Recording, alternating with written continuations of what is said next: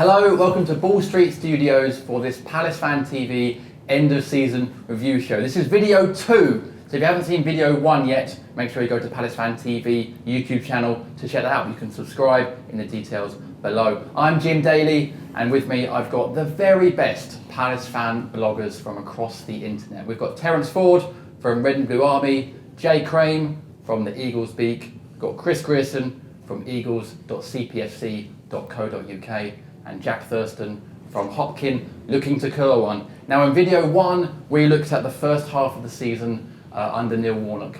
But in part 2, we're going to look at Alan Pardew, or Pardew, if you will, for this video. So, chaps, Alan Pardew arrives at the start of 2015. His first game is Dover away. Probably the perfect game for him, Chris, to start. FA Cup against a lower team. Yeah, win. Yeah, because I think he's probably looking to, stamp that attacking mark on the team and let the shackles off. And so it's a perfect opportunity to do it against a Dover team. Mm-hmm. And I think all the players stepped up to the mark. It was a good day out. It was. No, it was a good day out, wasn't it? Yeah, it was, yeah. Barry Bannon played really well. Classic FA Cup time. How were we feeling, Terry, when Pardew turned up? Because obviously Palace paid quite a lot of money for him. There was a bit of a contract negotiation. But were you happy that it was Pardew with his Palace connections coming back? Yeah. I think the thing I was most happy about is taking a manager from Newcastle shows a lot of intent. Now, Newcastle aren't as massive of a club as they like to make out that they are. Real Madrid of the North, or whatever they want to call themselves.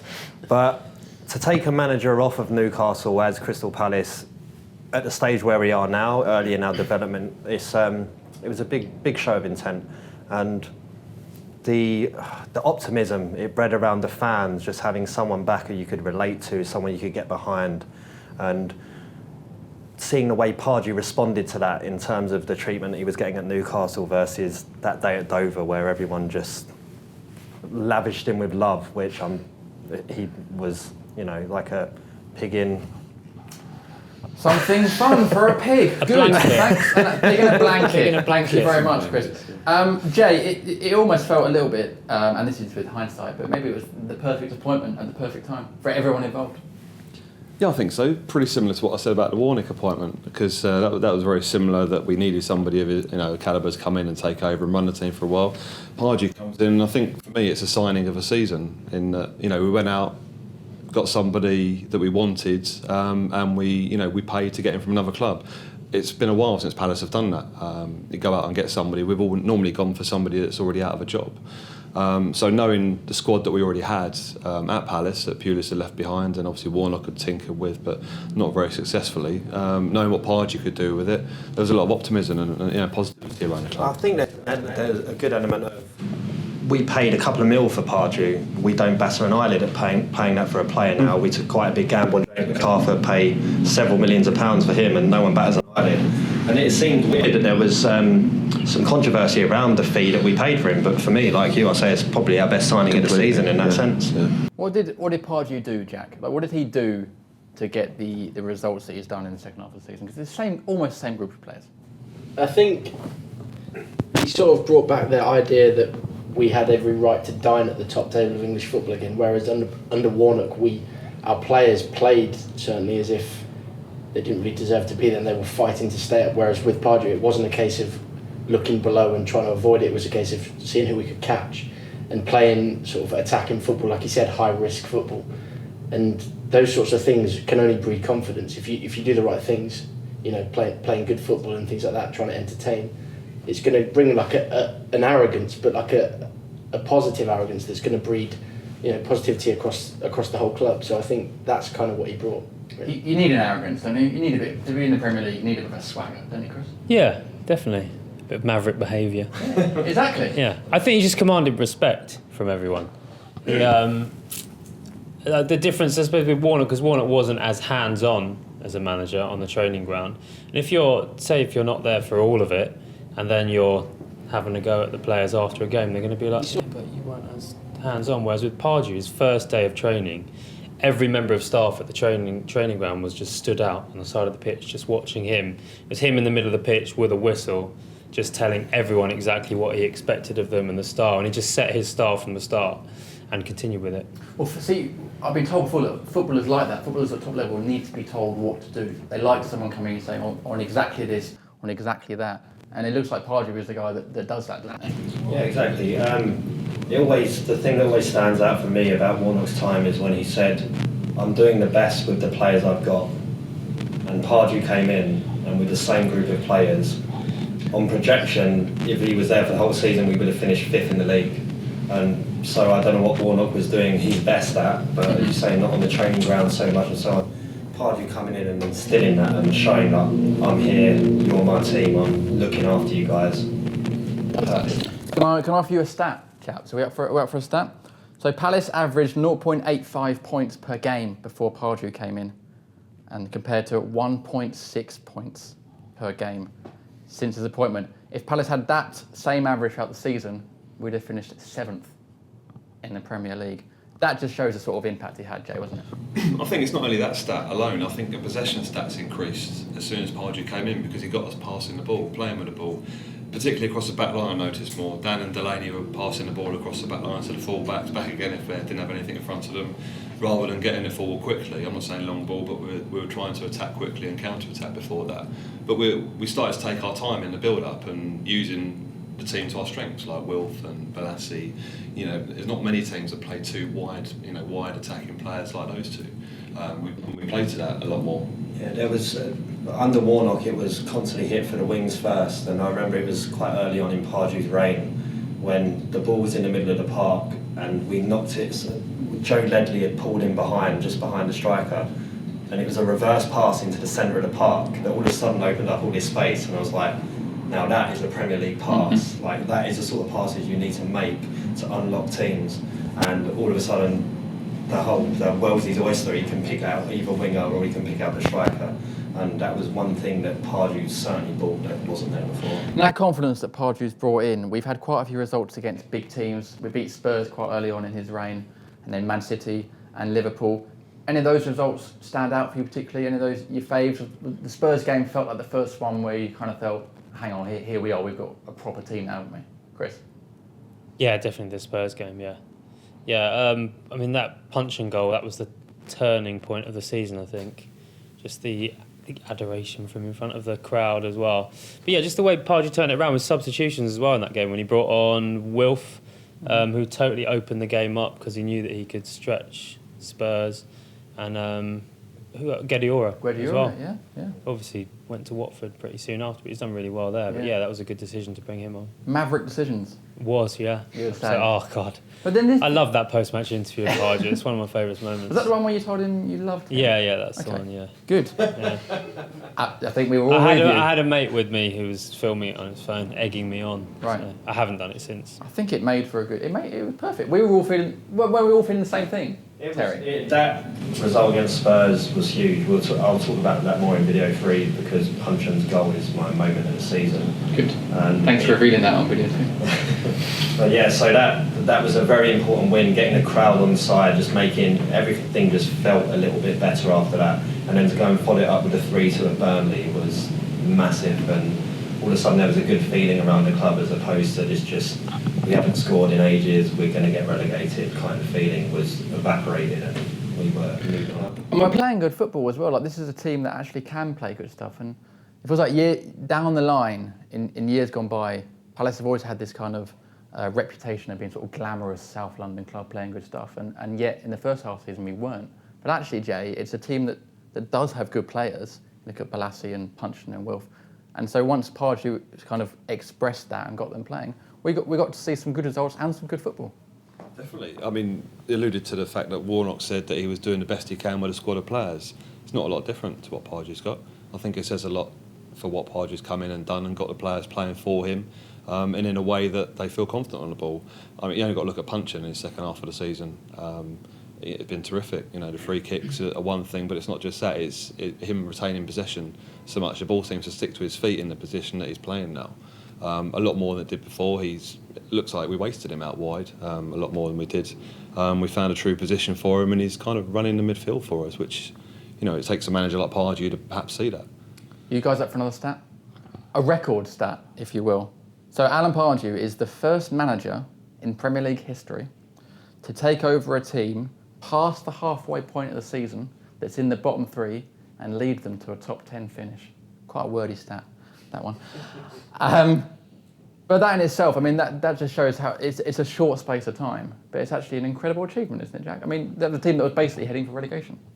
Yeah, I mean, a lot of this sort of supporters of bigger clubs will be looking at us and be like, why are you celebrating a 10th place finish? But if you look at where we were in December, sort of abject, staring relegation in the face, we have come a long way, and we've taken some big scalps along the way as well. And I think not only have we played better football, but the intensity's been there. I think the tackle punching made in the middle of the park against Swansea at home last weekend, it just set the tone for the rest of the game. We were already playing well, but it was just everyone was closing down. It was just trying to get the ball back as quickly as possible. And the best teams, even the best teams, do that. You know, the best teams work hard off the ball to try and get it back.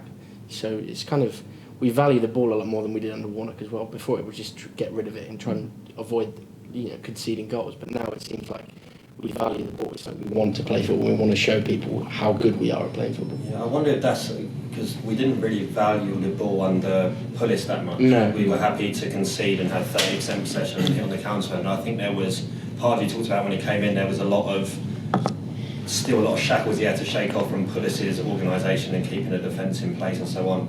And Warnock just didn't seem to command that respect that can make that change and enforce that change. So moving with Pardew, the players that are still there at the moment still have that Pullis advantage of knowing how to defend as a unit when it gets gritty, but he's added that attacking flair as well. They are a good group, though, aren't they? This is a team that really work for each other. And every manager that's come in last year has said that this is a really good team, potentially the best squad that we've had for a while ever. Chris, is that unfair? Yeah, definitely. And I think in the most recent games, when you've looked at the bench, just look at it and go, "Wow, my God, that's the best." That's one of the best five-a-side teams Palace could ever put up.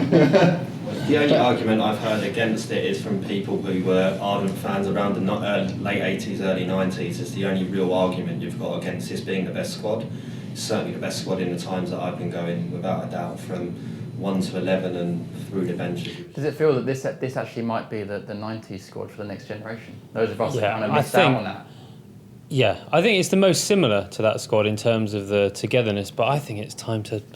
I said the other week at work, I think next season it's the time to stop talking about 88 to 91 and stop definitely. Looking back and just enjoy the fact that we've got a great team at the moment. Well, I think I respect what they did, respect the past and all of that, but let's just talk about now. Liverpool and dine out on it forever. Yeah.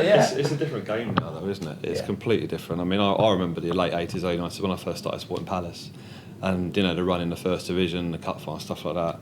And I compare this team above that team purely because the football's different. The top division's it seems a lot more important than it used to be because of the money side of things. Don't know whether it's because live for the moment or that was in the past. But I agree with Chris. Move on for next season. We need to move on from what and look at what we've got in front of us. But similarly to that squad, what you could say is not only is there the togetherness, but probably 7 of our starting line are starting up on a regular basis, got us promoted. And there's probably quite similar sort of parallels to be said between that and the sort of late 80s, 90s squad when you had probably about the same amount of players that came up with the team. And just, again, it was just intensity, just the will and desire to win. And it took them far. So we're playing good football, so you can combine that with the intensity and who knows where we could go. I think Ian Holloway voiced that when he left as one of his biggest mistakes was he took away the team spirit, he broke it up with bringing in too many players. And even the season we got promoted, our squad wasn't necessarily one of the best in that division, but it was the togetherness. And it shows now down the line, 2 years after Holloway's left, or whatever it is, we've still got a core of those players that are key to where we are right now. So it shows that team spirit has a lot to do with it. It's not just necessarily the extra quality that 20 million can buy you. If your players are playing for each other and for the manager, it will work. Are these the glory days now, chaps? Does it feel like we're on the cusp of something extra special? Maybe in 10 years, 15 years' time, we'll look back and think, I was there. I hope this isn't the watershed of it. I hope this is just the start. Yeah, I think that we really need to kick on now. We did a kind of a documentary that we've been doing recently about the 88 to 91 time and talking to all of them, and they all felt like when they finished third and won the ZDS Cup. Well, that doesn't sound that incredible, but they It's all a legitimate trophy. full members cup. They all said they really wish that the club then had just said Ron knows, just spend a little bit more money and just kick on from there. And that was kind of a big regret because we sold Ian Wright, didn't we, after we finished third, and it all kind of went down from there. So now's the time to push on. Good. Well, in video 4, we'll be talking about the future for Palace and what we're going to do next season. But I want to end video 2 on a little quiz for you guys, okay? So I've got some quotes. I want you to tell me, are these quotes from Alan Pardew or David Brent? So here we go. Quote number 1. My vision and my philosophy must be to bring success, and I must drive that regardless of what obstacles stand in my way. If there's an obstacle in my way, I just have to jump over it. Who said that? Pards or Brent? I'm going Brent. Brent. Brent. It was Alan Pardew. There you go. That was Pards. Number 2. We're ruined. That's it. We're never going to get it now. We're getting shut down. Here's number 2. It's the team that matters. Where would the Beatles be without Ringo? If John got Yoko to play drums, the history of music would be completely different. That's Brent. That's definitely Yeah, that is Brent. Well done. Well done. Okay, a couple more. Number 3. Quitters never win. Winners never quit. But those who never win and never quit are idiots. Brent. Is it Brent? Yeah. Yeah, Brent. Yeah, that's Brent. Well done. We got 2 out of 1. That's not bad. Number 4. Sometimes you can be uncomfortable with time. Trust me. That's got to be Pards. Yeah, Pardew. I trust him. Yeah. Pards. You trust him? Yeah. That was Pards. Well done. One more.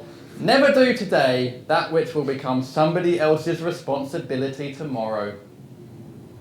Brent or Pards? Brent. I reckon. That's Brent. Pardew. Yeah, I'm going to go Pardew. It's Brent.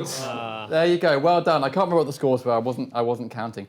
Good. Thank you very much for watching this video 2 of our season review here at PalaceFanTV. Video 3, we'll be asking the guys for their player of the season and their moments of the season. Don't forget you can subscribe to PalaceFanTV for all the latest videos, and we'll see you soon. Yeah, I think in that January transfer window under Pulis, we went from a Championship, higher level, lower level Premier League team to, actually we've got some really good players here in bringing in the likes of Scott Dan and so on.